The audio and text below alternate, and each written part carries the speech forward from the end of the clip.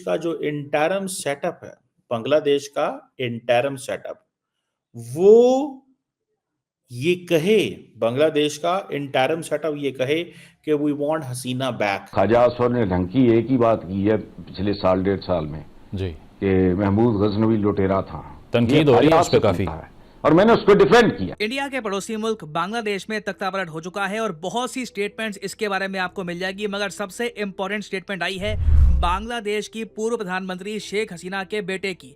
इन्होंने यहाँ पर ओपनली ये कहा है कि बांग्लादेश अगला पाकिस्तान बनने वाला है। पॉलिटिकल लीडरशिप को कभी बकवास नहीं करनी चाहिए, लेकिन खून पाकिस्तानी है इनका। जब तक दिन में 3 बार बकवास नहीं कर देते इनका भी खाना हजम नहीं होता। जब जब इनको खाना मिलता है वो नहीं रहेगा। और ये क्रैकडाउन इंक्लूड करता है पॉलिटिशियंस की तरफ से, ये क्रैकडाउन इंक्लूड करता है काफी और जो एंटिटीज हैं भारत के अंदर जो इनको सपोर्ट कर। पाकिस्तान के farmer foreign minister Bilawal Bhutto Zardari ने ये कहा था कि भाई साहब, all the loans, all the development in Pakistan, all the money that came in Pakistan from China is a cost of development. जो सीनियर एडवाइजर है, जो हेड ऑफ स्टेट है बांग्लादेश का फॉर ऑल प्रैक्टिकल पर्पसेस, वो बात कर रहा है अमेरिका की। खवातीन विमेन जो किचन में काम करती हैं वो फहाशी है, तो उसको रोकने के लिए कि मर्द उनको ना देख पाए अंदर क्या हो रहा है, कि वो रोटी पका रही हैं, वो हांडी और चूल्हा कर रही हैं, तो ये तो बड़ी खराब बातें हैं। उन्होंने खिड़कियों पे बैन लगा दिया है कि घरों में विंडोज नहीं होंगी। सर इसके ऊपर क्या कहेंगे? क्या अमेरिका देख रहा है? क्या ये ह्यूमन राइट्स वायलेशंस नहीं है? बांग्लादेशी मानते थे, शेख मुजीबुर रहमान बंगा बंधु भी बोलते थे, वो बोल रहे हैं कि नहीं साहब, नहीं नहीं नहीं नहीं नहीं। अब वो फादर ऑफ द नेशन नहीं, बांग्लादेशियों ने बोला है कि हम अपना बाप चेंज कर रहे हैं। एक है रशिया, दूसरा है सऊदी और तीसरा है भारत। रशिया, अब देख लीजिए, रशिया के पास इतना ट्रेड है तो वो चल रहा है, नेचुरल रिसोर्सेज से बड़ा रिच है। Same is with Saudi Arabia. Bharat तो आपको पता ही है। और साथ में ये भी कह दिया कि बांग्लादेश के लोग बहुत अनग्रेटफुल हैं। शेख हसीना ने उनके लिए बहुत कुछ करने की कोशिश करी, देश को आगे बढ़ाने की कोशिश करी, मगर अब जो लीडरशिप इनको मिलने वाली है, इनको मुबारक। ये लोग ऐसी लीडरशिप ही डिजर्व करते हैं। मोहम्मद यूनुस को वहां पे बैठा दिया कठपुतली की तरह, और मोहम्मद यूनुस से कह रहा है कि 2026 के पहले बॉस चुनाव के बारे में बात मत करना। चाइना नहीं चाहता कि बिल्कुल उसके सामने, मैंने आपको बोला ना कि ज्योग्राफिकल नेबर्स नहीं है लेकिन नियर नेबर है, नेबरहुड तो वही। नमस्कार दोस्तों, बांग्लादेश में बहुत ही जल्द एक और तख्तापलट होने वाला है। यूनुस के दिन गिनती के रह गए हैं। 20 तारीख के बाद यूनुस का भागना तय है, क्योंकि बांग्लादेश आर्मी ने अब यूनुस का साथ पूरी तरह से छोड़ दिया है। दरअसल शुरू से ही बांग्लादेश में 2 गुट हैं, एक जो कि जमायत इस्लामी का और दूसरा है शेख हसीना का ग्रुप, जो कि पहले से उसके पिता के साथ था, यानी कि मुजीबुर रहमान के साथ। अब ये ग्रुप फिर से एक्टिव हो चुका है और फिर से इनकी लोकप्रियता बांग्लादेश में बढ़ रही है, क्योंकि अब ये लोग भूखे मर रहे थे। अब भूखे मरने के बाद इन्हें समझ में आ गया कि भारत के बिना इनका काम नहीं चलने वाला है। इसी की वजह से अब इनका आर्मी चीफ पूरी तरह से पलट चुका है और वो यूनुस को अब भगाने वाला है। एक तरफ बांग्लादेश आर्मी जहाँ चीन की तरफ झुकाव है, वहीं जो यूनुस है वो हम सबको पता है कि वो अमेरिकन डीप स्टेट की कठपुतली है। अब क्योंकि बांग्लादेशी आर्मी को समझ में आ चुका है कि 20 तारीख के बाद यूनुस का टिकना बहुत मुश्किल है और ये भागेगा, इसलिए बांग्लादेश आर्मी फ्रंट में आ गई है। और इनका आर्मी चीफ है उसने अपना बयान दिया है। उसने बोला है कि हम भारत के साथ भी अच्छे संबंध चाहते हैं, और लेकिन चीन भी हमारा पार्टनर है और चीन के साथ भी हम अच्छे संबंध चाहते हैं। अब देखिए, भारत के आसपास जितने भी देश है उसमें चीन का इंटरफेयर है सभी देशों में, चाहे वो श्रीलंका हो, चाहे वो मालदीप हो। मालदीप और श्रीलंका में जो भी हुआ था उसके पीछे चीन ही था, और बांग्लादेश में जो हो रहा है उसके पीछे भी चीन ही है। ये चीज बिल्कुल क्लियर अब हो चुकी है कि ये सारा चीन का गेम है। आप इस सब के बारे में क्या सोचते हैं? कमेंट बॉक्स में जरूर लिखिएगा। क्या मेरे साथ सहमत है? वीडियो अच्छा लगे तो लाइक करें, शेयर करें, चैनल को सब्सक्राइब करना ना भूलें, बेल का आइकन प्रेस कर दें लेटेस्ट नोटिफिकेशन के लिए। आइए आगे बढ़ते हैं इस वीडियो में। जय श्री राम। आप इमेजिन कर सकते हैं ये स्टेटमेंट कितनी ज्यादा सीरियस है। लोग एज्यूम करके चल रहे थे कि शायद शेख हसीना एक दिन वापस बांग्लादेश लौटेंगी, जिस तरीके से नवाज शरीफ लौटे हैं पाकिस्तान में, और शायद शेख हसीना के जो बेटे हैं ये आगे जाके संभालेंगे उनकी पार्टी। बट क्लियरली नहीं, बांग्लादेश इतना एक होपलेस केस बन चुका है कि शेख हसीना के बेटे ओपनली कह रहे हैं इस कंट्री का कुछ नहीं हो सकता, ये बनेगा अगला पाकिस्तान, और यहाँ पे रेडिकलाइजेशन लगातार बढ़ती रहेगी। मोहम्मद यूनुस जो सीनियर एडवाइजर है, जो हेड ऑफ स्टेट है बांग्लादेश का फॉर ऑल प्रैक्टिकल पर्पसेस, वो बात कर रहा है अमेरिका की। वो बात कर रहा है अमेरिका की। वो पिट्ठू है अमेरिका का, वो बच्चा है बिल क्लिंटन का, वो चेला है जो बाइडेन का। ठीक है, वो बात कर रहा है अमेरिका की।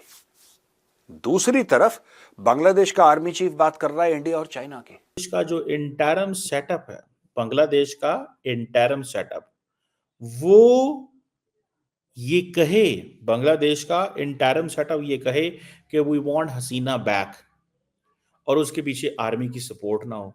एक बात। दूसरी चीज, जो कुछ बांग्लादेश का इंटरिम सेटअप कर रहा है उसके पीछे फौज खड़ी हुई है, क्योंकि फौज ने ही तो हसीना को निकाला।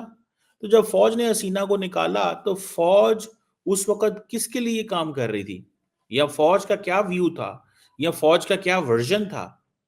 वो यही था कि एक तो अमन चाहिए, दूसरा जो इंडिया का व्यू है कि यही आर्मी चीफ जो है he was playing in the hands of the Americans and the ISI. This is what majority of Indians believe in this theory, कि जी ये तो उनके हाथों में खेल रहे थे।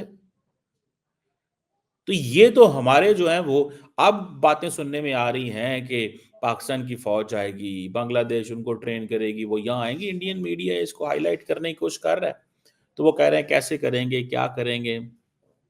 सो ये मैं आपको इसको स्टेप बाय स्टेप समझाने की कोशिश करता हूँ। पहले तो जो आर्मी चीफ हैं उन्होंने मामलात को ठंडा किया, ठीक है जी।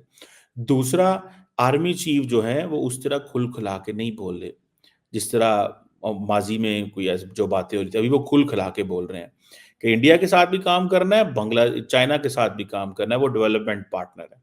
इट मीन्स कि जो वीटो वोट है वो बांग्लादेश के आर्मी चीफ के पास मौजूद है। पॉलिटिकल लीडरशिप ने गड़बड़ कर दी। अब पॉलिटिकल लीडरशिप वहां पे इमेच्योर है, हाईली इमेच्योर है बांग्लादेश की पॉलिटिकल लीडरशिप, क्योंकि पॉलिटिकल लीडरशिप को कभी बकवास नहीं करनी चाहिए। लेकिन खून पाकिस्तानी है इनका, जब तक दिन में 3 बार बकवास नहीं कर देते इनका भी खाना हजम नहीं होता, जब जब इनको खाना मिलता है तब, right. Army chief of Bangladesh today realises, आप ये देखिए यही बंदा था जिसने शेख हसीना को बोला कि मैडम अब हम आपके लिए नहीं लड़ सकते, आप निकल लो। और ये वो आर्मी है, बांग्लादेश आर्मी, जो कि कई बार कू कर चुकी है, कई बार बांग्लादेश में तख्ता पलट कर चुकी है। ये इस आर्मी का इतिहास है। उसका आर्मी चीफ ये कह रहा है कि we want fairness, that's okay, that's all right. He did not say we want equality, because there is no equality between Bangladesh and India. हमारी इकोनॉमी बहुत बड़ी है, हमारे रिसोर्सेज बहुत ज्यादा हैं, हमारी पॉपुलेशन बहुत ज्यादा है, हमारी मिलिट्री, हमारी diplomacy, there is no equality. Let's not kid ourselves that we are equal, because we are not equal, we are not equal, right. ये बात मैंने बहुत पहले कही थी जब बांग्लादेश तमीज में था। अब बांग्लादेश तमीज में नहीं है, तो मैं फिर से एक बयान आपको देता हूं, वी आर नॉट इक्वल, ना हम कभी थे। देखिए 2-3 बातें हैं। He spoke about fairness. Bangladesh का आर्मी चीफ कहता है कि डीलिंग फेयर होनी चाहिए, and no doubt, there is no doubt. यहां पे चीन को लेकर एक बड़ा बयान बांग्लादेश के आर्मी चीफ जनरल वकरुज्जमान ने बोला कि हमारे साथ चाइना के स्ट्रेटेजिक इंटरेस्ट हैं, जो कि ठीक है, दैट्स ओके। हमारे साथ चाइना के स्ट्रेटेजिक इंटरेस्ट हैं, और उन्होंने एक और बात ये क्या बोली है, ही सेड कि यार चाइना हमारे इंफ्रास्ट्रक्चर में बड़ा हमें मदद कर सकता है, China can invest in Bangladeshi infrastructure, that is also okay. Bangladeshi मानते थे, शेख मुजीबुर रहमान बंगा बंधु भी बोलते थे, वो बोल रहे हैं कि नहीं साहब, नहीं नहीं नहीं नहीं नहीं। अब वो फादर ऑफ द नेशन नहीं, बांग्लादेशियों ने बोला है कि हम अपना बाप चेंज कर रहे हैं। They are now wanting to change their father, right, and they can do it, allowed है उनको, वो कर सकते हैं। वो अपना बाप चेंज कर रहे हैं। कैसे बाप चेंज कर रहे हैं? वो कह रहे हैं कि यार शेख मुजीबुर रहमान को किसने अपॉइंट करा फादर ऑफ द नेशन? हम चाहते हैं कि जियाउर रहमान अपॉइंट हो जाए फादर ऑफ द नेशन। अच्छा, दूसरी चीज है कि क्योंकि 16 दिसंबर जब ये अपना आजादी का दिन मनाते हैं बांग्लादेशी, क्योंकि उसके साथ इंडिया जुड़ा हुआ है, क्योंकि 16 दिसंबर को ही जनरल जगजीत सिंह अरोड़ा वहां पे थे, और उनके सामने, जनरल जगजीत सिंह अरोड़ा के सामने जनरल ए के नियाजी आया, अपनी पिस्टल रखी टेबल पे, बोला कि जनरल अरोड़ा मैं आपको सरेंडर करता हूं, मैं आपके सामने अपने हथियार डालता हूं, मेरी फौज हथियार डालती है, लाइए साइन करते हैं। दोनों ने साइन करा, और यह बात उनको भी पता है। ये कितना भी उछलें, कितना भी हल्ला करें, सच्ची बात यह है कि सरेंडर जो करा था पाकिस्तान ने, वो इंडियन आर्मी के सामने करा था।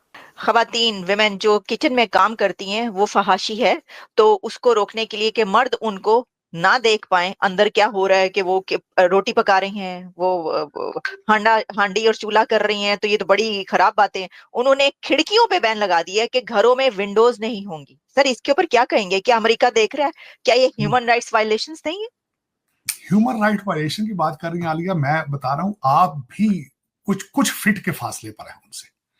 आप जो पाकिस्तान में भी लोग इतना दूर नहीं है तालिबान से, उसकी वजह यह है, मैं बताना चाहूंगा कि किस तरीके से तब्दीली का नारा लगाया गया ऑक्सफोर्ड ग्रेजुएट में, और आज वही कंट्री जो है वो रियासत मदीना एक अमेरिकन एडवाइजर से को रिक्वेस्ट कर रहा है, उसके कदमों पे पड़ा, तलबे चाट रहा है उसके कि खुदारा रियासत मदीना हमें डिलीवर की जाए। लेकिन अफसोस के साथ ये है, और आपने इस्लामाबाद में भी तालिबान के झंडे लगाए थे, इन्हीं हमारे तालिबान खान साहब के दौर के अंदर इनके चीफ मिनिस्टर जो परवेज खटक साहब थे, उन्होंने तालिबान को पेशावर में ऑफिस खोलने की इजाजत दी।